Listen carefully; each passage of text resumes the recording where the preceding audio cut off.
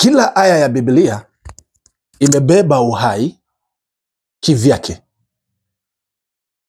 na ni hekima iliyo kamili. Kila andiko kwenye Biblia, kila aya kwenye Biblia ni dua. Ni dua yenye uweza mkubwa mno. Kizazi hiki hakiwezi kuelewa ninapozungumza na kusema yenye uweza mkubwa mno. Hawawezi kuelewa, hawawezi kufahamu kwamba kupitia aya za Biblia mbingu inakutii, dunia inakutii, binadamu watakutii, wanyama watakutii, miti itakutii. Nilikuambia wakati mwingine kuna aya za Biblia ukizisoma hata mchawi hawezi kupishana na wewe kwa njia. Wanyama watakuwa na tabia ya zikikuona zinakusujudu. Miti vile vile, mawingu, nyota, bahari, yani vitu vyote vilivyoumbwa na Mungu. Kuna aya za Biblia zikiingia ndani yako, zijengeke ndani yako, zilete uhai ndani yako, unainuka kukuwa mtu tofauti sana duniani. Ulimi wako utabadilika, macho yako yatabadilika, masikio yako yatabadilika. Utaanza kusikia vitu ambavyo sio vya kawaida. Utaanza kuona vitu ambavyo sio vya kawaida. Utaanza kuona na kunena mambo ambayo sio za kawaida. Kutoka wapi? Aya za Biblia. Biblia inasema wana wa giza wana ufahamu, wana maarifa kuliko wana wa nuru. Wana wa nuru wanaangamia kwa kukosa maarifa.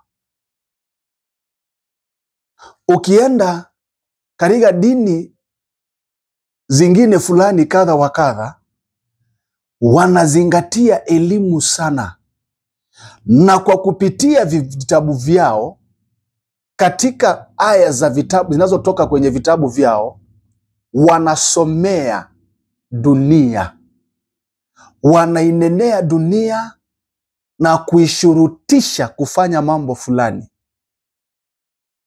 Wananenea miti, wananenea maumbile, wananenea viumbe, wanashurutisha zifanye mambo kadha wa kadha kutoka katika aya wanazozitoa kwenye vitabu vyao.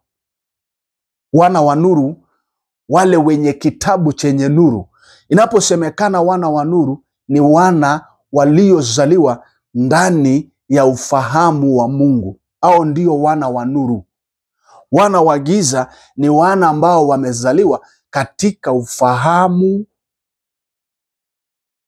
wa miungu mingine, wa miungu ya giza, miungu isiyo na ufahamu, miungu isiyonena.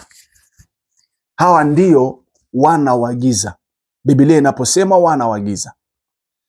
Lakini wana wa nuru ni wale wana ambao wamezaliwa katika hekima na maarifa na ufahamu wa Mungu aliye hai.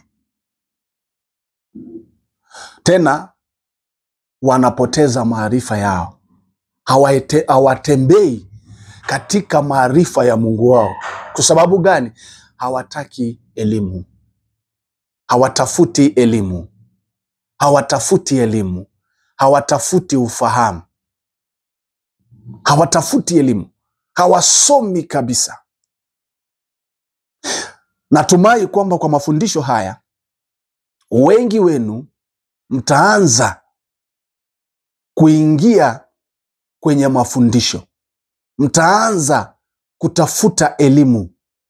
Nina imani mtaanza kutafuta elimu, mtaanza kusoma aya za Biblia, kuzitafakari, kuziketisha, kuzijenga ndani yenu, na ninaamini, nina hakika 100% ya kwamba mtaona mabadiliko ya ajabu ambayo hamjawahi kuona maisha yenu. Na kwa hivyo Mungu awabariki, Mungu awape mwelekeo, Mungu awaonyeshe njia, Mungu afungue fahamu zenu na hekima zenu na maarifa zenu katika ulimwengu huu uliopotovu, uliojaa giza. Amina.